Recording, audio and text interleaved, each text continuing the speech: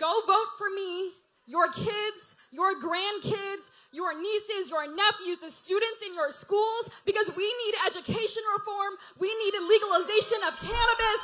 We need Beto O'Rourke to bring about this change. The change we make today will outlast all of us because we're ready for a blue wave. Without further hesitation, it's my pleasure to introduce the man himself, Beto O'Rourke.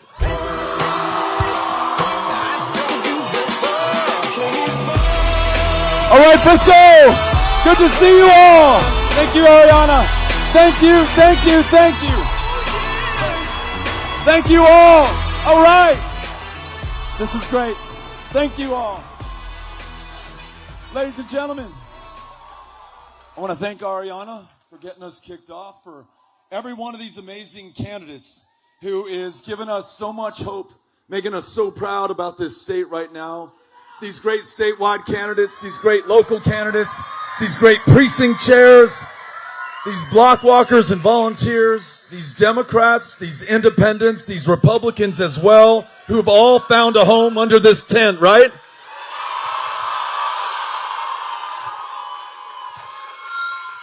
We are going to win this election. We're going to win because we're fighting for every woman in Texas to make her own decisions about her own body, her own future, and her own health care. We're going to win because we're going to make sure every kid in every classroom is going to be safe, doesn't have to worry about an armed intruder taking their lives or challenging the lives of their teacher. We're going to win because every public school educator is going to be treated with respect and dignity in this great state.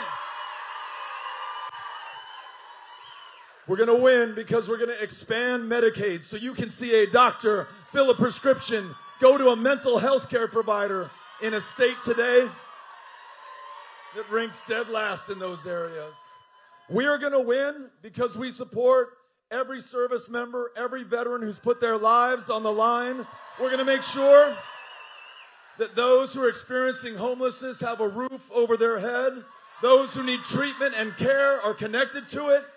And I promise you this, no veteran who does not want to get an opioid and risk becoming addicted to it and maybe dying from it has to worry about being incarcerated for using a substance that is legal in most of the rest of the country.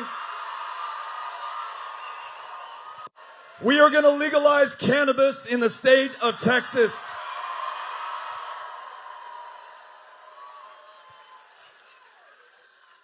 We are going to get past a governor who seeks to divide us by our differences, who says in this state it is you or it is me. When we all know that in this state it is you and it is me, it is all of us together, working together, for everyone together, to make this state better for everyone in Texas. And when we win, we're going to be doing the things he should have been doing all along. We're going to fix the grid so that you can turn the lights on, run the heat, make sure that the pipes don't freeze and then burst in your homes. We're going to reduce those high utility bills that all of you are paying right now. We're going to bring down your skyrocketing property taxes so you can afford to stay in your home or pay that rent. We're going to think about those 32,000 kids in the foster care system today. It is the worst run system in America. More than 100 children have lost their lives in our custody and care just in the last year and a half. It's a system that 6 years ago a federal judge warned our governor is causing kids to emerge from it more damaged than when they first went in. Well, this last January of this year, she said, Governor, it has gone from bad to worse. We're no longer going to privatize CPS. We're going to elevate those kids as a priority. We're going to make sure that we spare no expense to guarantee that they have the best possible outcomes. And the last thing that we're going to do is take your beautiful transgender child away from you and place them into CPS care.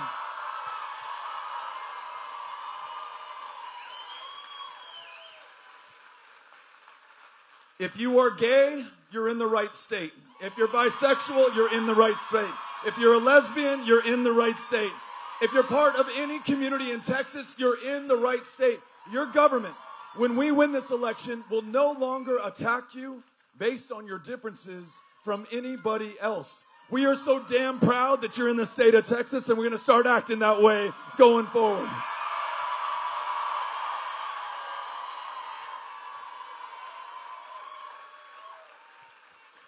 We're going to make sure that those who want to come to this country to work, whether it's in the high-tech industries here in Frisco, whether it's picking onions in Brownsville, whether it's working in the cotton gin in Roscoe, Texas, so we can wear these threads on our back, that there is a legal, safe, orderly path for you to come to this country. That we come up with solutions instead of stunts. No more busing migrants to Washington, D.C. or New York City. No more building walls between us and the country of Mexico. And no more allowing demagogues to vilify and demonize and attack communities of immigrants.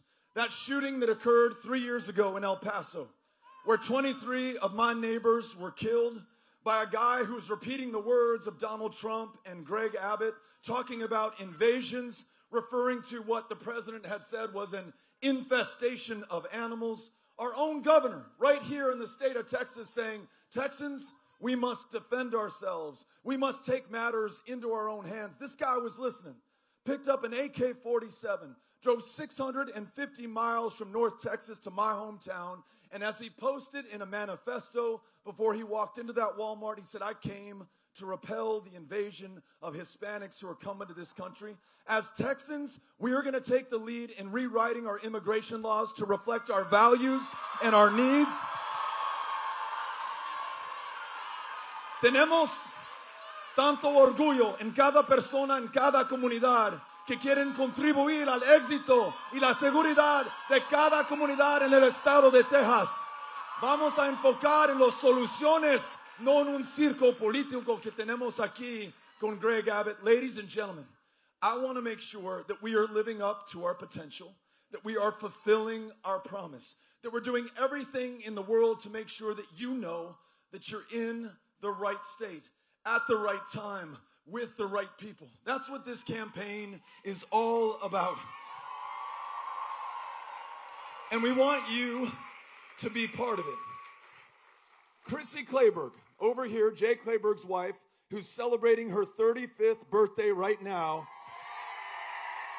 She and these other amazing volunteers in these yellow construction vests are building a winning campaign.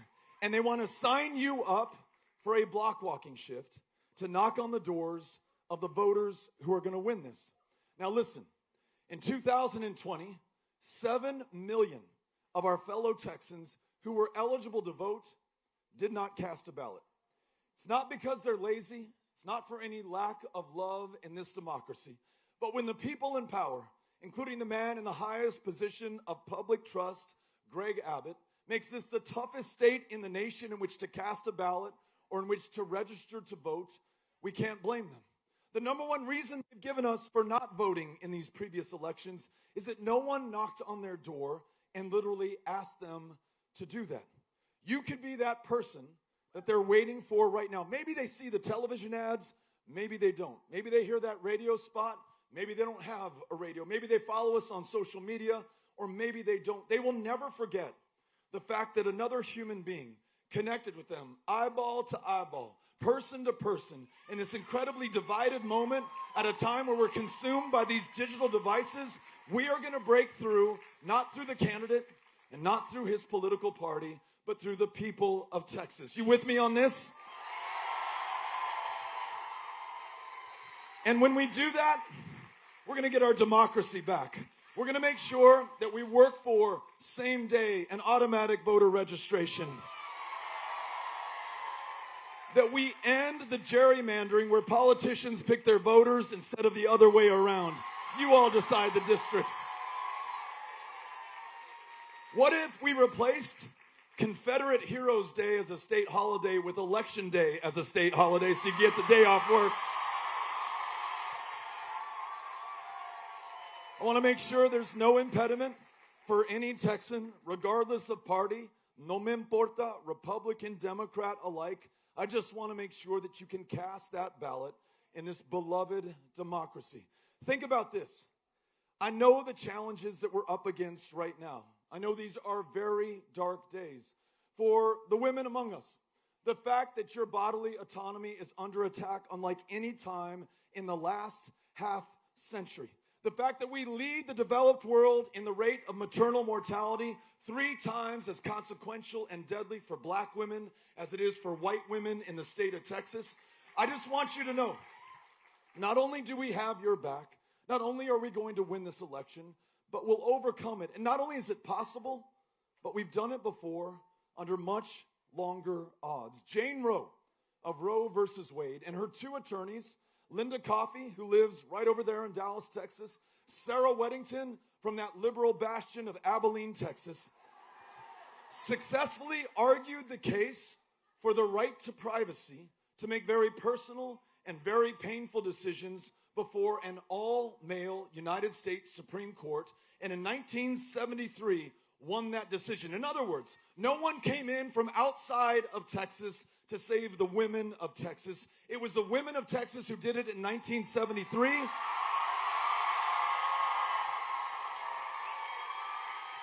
And it's going to be the women of Texas who do it in 2022. We're going to do this.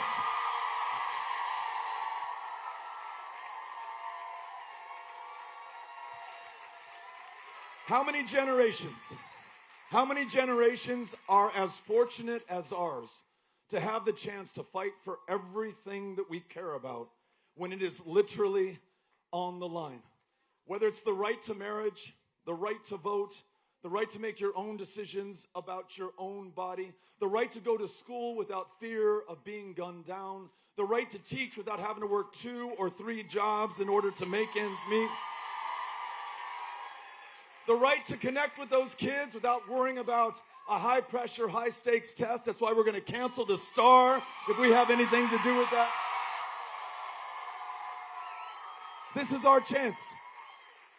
And if you're like me, your kids, your grandkids, they are your conscience. And you fear the day that you will have to face them and their judgment for what we did or what we failed to do at this defining moment of truth. You understand as well as I that they will have to live with the consequences of this moment far longer than any of us here in this room or outside of this tent ever will.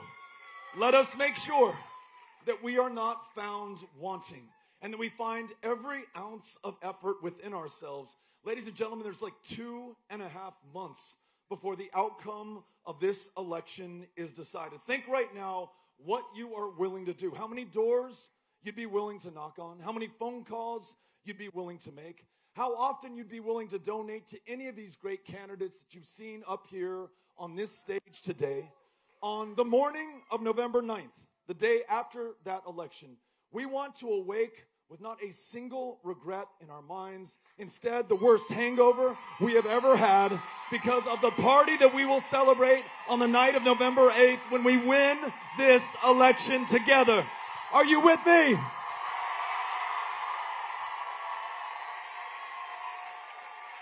Well, I am with you, and I'm so grateful and so lucky to be doing this with you and by you and for you. And what we want to do, I know it's hot, and we'll make sure that we get through this pretty quickly, but every community we visit, we ask folks who come from Frisco today to share with us what's on their mind. We've got another microphone that Cynthia's holding right here.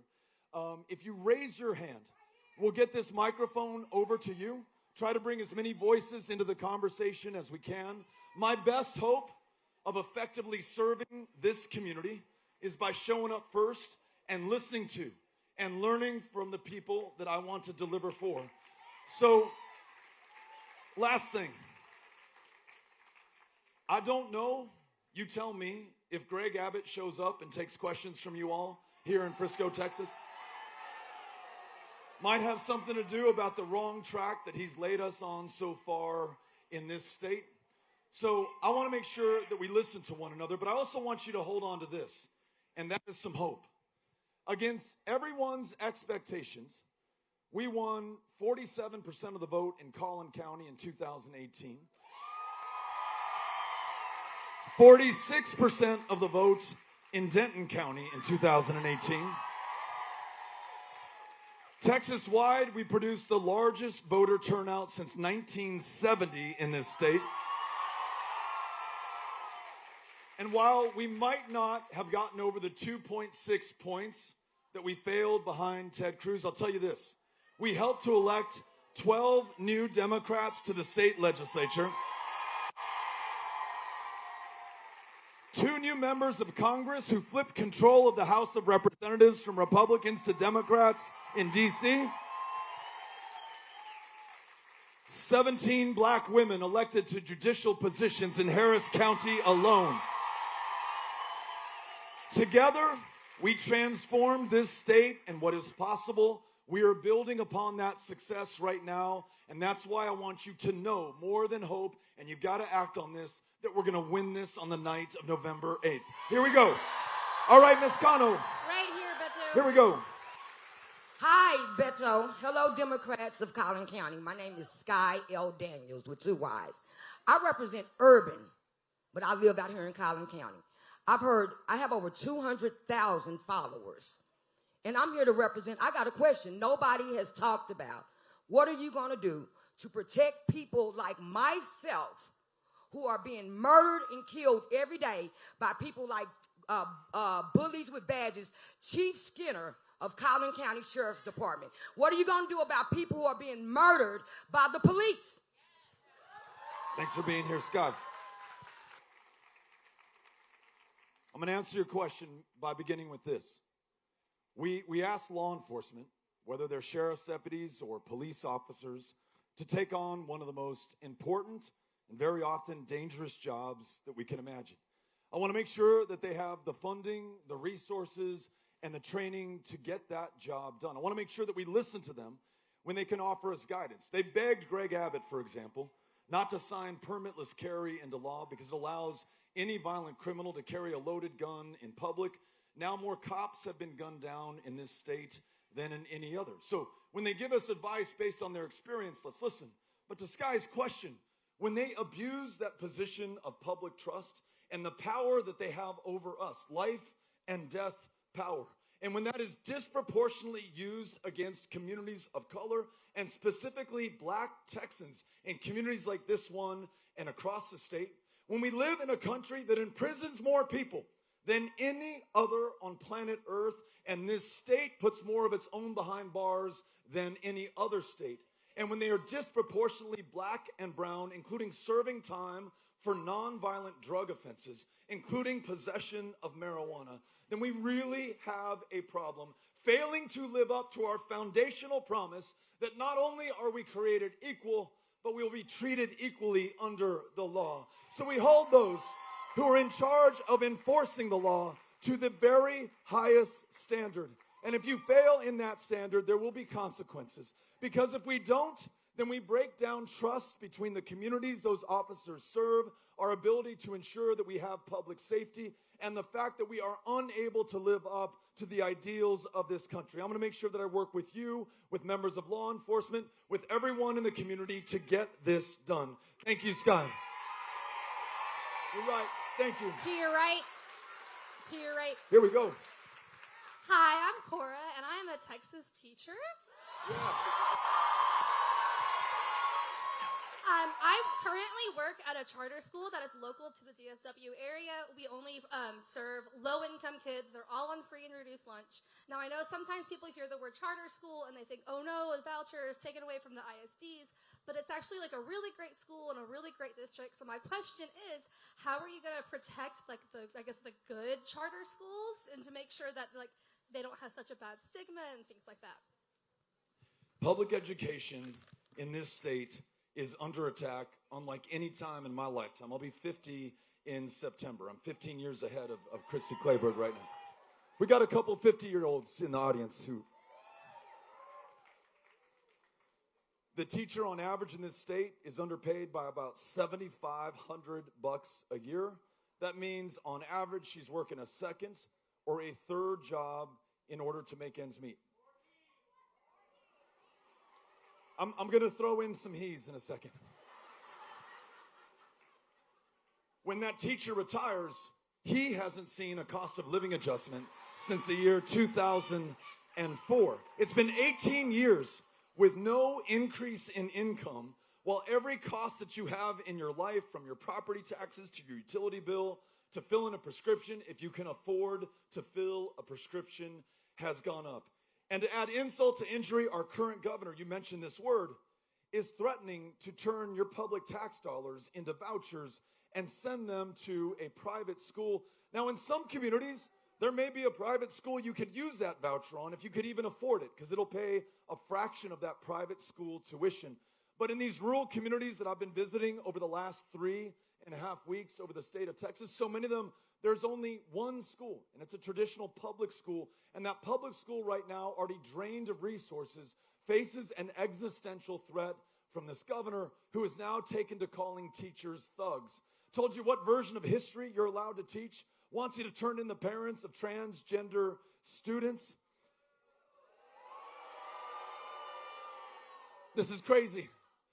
I've got 3 kids in traditional public schools in El Paso, Texas. My youngest, who just completed 5th grade, did not have a permanent classroom teacher the entire year. And God bless the subs, right? But not having that same person, that same face, day in, day out, provide that continuity. After 2 years of learning loss, 2 years of pandemic, 2 years of some pretty damn tough trauma for these kids, these teachers tell me right now, listen, Beto, I'm just trying to keep these kids alive, literally. Help me out. That's the opposition to the STAR test. That's the opposition to all this bureaucracy and disrespect that we're showing them right now. That's why I want to make sure that they know that we've got their backs. You public teachers, public school teachers, out of your own pocket, not only are you decorating the classrooms for the first day of school, you're paying for that meal for that kid who's on free and reduced breakfast and lunch, but you know damn well there's no dinner for him or her to go home to. You buy a new pair of clothes for the kid who shows up in the same dirty pair of clothes day after day so that she can hold her head high and have some dignity in that classroom. So I want to make sure that we spare no expense to fully fund public education, to pay every teacher enough so they don't have to work that second job, to give retired teachers a cost of living adjustment every single year going forward,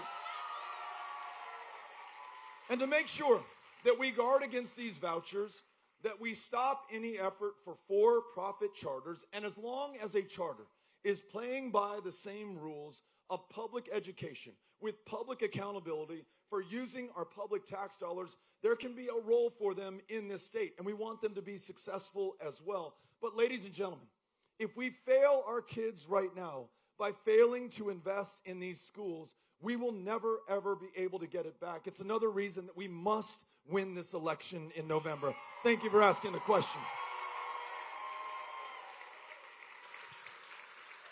Hi, Beto. Hey there. I represent the Young Adult Democrats for the Frisco Democrats Committee, and Saisha has a question. Thank you. My name is Saisha. My pronouns are she, they. I'm 16 years old, and I want to ask you a question about what are your steps, and if elected governor, since I go to school every day, I go to public Frisco school where last year we had multiple lockdowns where I feared for my life that there was someone at my school who had a gun, and where I was shaking and I had to text my mom to make sure that there wasn't someone who had a gun at school. And also as someone with a uterus, what are your steps to prevent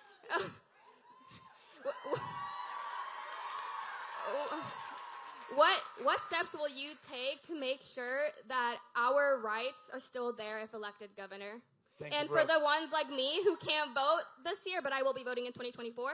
But what steps will you take for the ones who can't vote? For children like me who just can't vote, what steps are you taking? Everyone who is here, who is eligible to vote, we're becoming your vote, right? And we're becoming your voice in this amazing democracy. In fact, we're not becoming your voice, we're carrying your voice. We've all heard you right now. We want to make sure that we come through for you. So on your 2 questions, this first one, as you all know, 5 of the deadliest mass shootings in U.S. history have taken place in this state in just the last 5 years. Either we are inherently violent and murderous, or there is something that we can do to address this by improving our laws so that we still defend the Second Amendment, but do a better job of protecting the kids in those classrooms, the people in a Walmart, folks who want to go to the movies, go to church, wherever you want to be, free of the threat of dying by gun violence in the state of Texas right now. And I've listened to the educators and the parents and the kids, and could we do more to improve safety at our schools? Absolutely. Each of you knows your campus better than I ever will. I'm all ears on how we improve the safety and security there. Could we do more on mental health? I don't know that it's a mental health issue, but we are 51st in the nation right now in mental health care access. The largest provider of mental health care services in Texas is the county jail system, for crying out loud. Yeah, we can do better in mental health. But if we fail to address the fact that an 18-year-old could legally walk into a gun store and buy not one, but 2 AR-15s and hundreds of rounds of ammunition, a gun that was originally engineered, designed, and sold to the United States military for use in Vietnam to knock down and kill an enemy soldier at 500 feet to penetrate that battle helmet in the shot. And that those kids, not at 500, but at 5 feet, with nothing on their heads but a baseball cap, had to be identified by doctors and their parents afterwards by the shoes on their feet instead of anything else because it was no longer recognizable. We don't have to accept this as our future, as your fortune, or as our fate. We can take action right now. Here are a few steps that I propose. 1, what if we had a red flag law in Texas that said, if you have a firearm and you're threatening to use it against yourself or anybody else, we can, through due process, intervene before it is too late. That shooter in Uvalde was sending such strong signals that his friends called him the school shooter before he ever walked into that school and shot anybody. That shooter in El Paso, Texas, he lived in Allen. And when his AK-47 came in, his mom called the cops. And she said, I have no idea what my son wants with this weapon. She may have also signaled some other kinds of distress about what was going on in his life. But because we have no red flag law, the Allen PD said, ma'am, I'm sorry, good luck, you're on your own. Within days, 23 people were killed in minutes in a city that doesn't lose 20 people to murder in an entire year. Red flag laws would save lives. A universal background check. Universal background check says, look, you buy a gun in a gun shop right now, you go through that background check. But if you buy it from a private seller in Texas, there is no requirement for a background check. That's how the killer in Midland, Odessa in 2019 was able to buy that AR-15 and kill 8 people in that community. And then last one. I mean, there's a lot of them, but let me give you this one. What if we, at a minimum, raise the minimum age of purchase for an AR-15 from 18 to 21? In Uvalde, that would have purchased at least 3 more years for some kind of intervention before it was too late. If you ask me, given that that's a weapon of war, I don't think anyone should have an AR-15 in our communities, given what they do to people, and especially to kids. These are common sense solutions, and I've looked for the common ground as I've traveled the state. It's not my ideal, but I'm not going to let the perfect become the enemy of the good. We're going to get something done in Texas to protect those kids. And listen, when you're talking to the folks in your life and they're asking you the same question, they say, hey, we've got a choice to make in November, and I want to know what the contrast is. You have a governor who has called a special session of the legislature to discuss, debate, and pass laws on critical race theory, which tells teachers which version of history they can or cannot teach. He's called a special session to weaken our democracy and attack the right to vote. And he's called a special session to go after transgender kids. It is 12 weeks and counting after Uvalde, and he has yet to call a special session to save the lives of our kids going into those classrooms right now. You better believe I would call that special session today. Get to work and save some lives. Thank you for asking the question. Ms. Kano.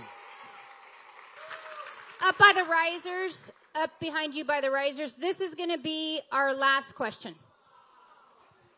Hi, my name is Alex Thomas, and I'm a student at Prosper ISD. And over the past year, lots of books have been removed from our shelves, and because they concern things that shouldn't be spoken about at school, or children should not have the access to knowledge pertaining race and gender identity. And I would just like to know not only what you can do, but we as students can do to help bring those books back on our shelves and give ourselves the... I love it. Thank you so much.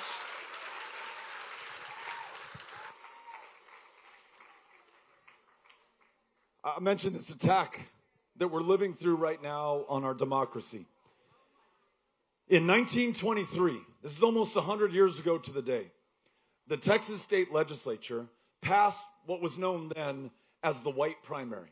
What it meant in law, in black and white, was that if you were black, you could not vote in the state of Texas. To be clear, it was not how many jelly beans are in the jar, or can you recite the Texas state constitution, or here's a literacy test, or we're going to jack up your poll tax until you can't afford it.